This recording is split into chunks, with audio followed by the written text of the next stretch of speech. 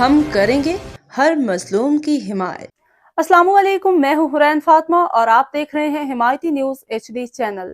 نظر ڈالتے ہیں آج کی اہم خبروں پر۔ کوئٹہ اور سرگودا سے انسانی اسمگلنگ میں ملوث 5 ملزمان گرفتار۔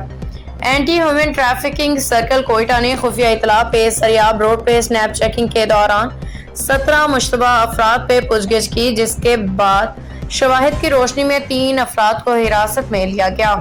گرفتار ملزمان کی شناخت حمداللہ عرف کشمیر، گلزمان اور محمد اسلم کے نام سے ہوئی۔ ترجمان FIA کے مطابق یہ ملزمان انسانی اسمگلنگ کے گھناؤنے جرم میں ملوث ہیں۔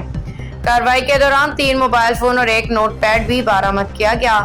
ابتدائی جانچ سے ملزمان کے انسانی اسمگلنگ میں ملوث ہونے کے شواہد سامنے آئے ہیں۔ ادھر FIA فیصل آباد زون نے سرگودا کے مختلف علاقوں سے 2 ملزمان کو گرفتار کر لیا، جن کی شناخت غلام قادر اور تنویر الحسن کے ناموں سے ہوئی ہے۔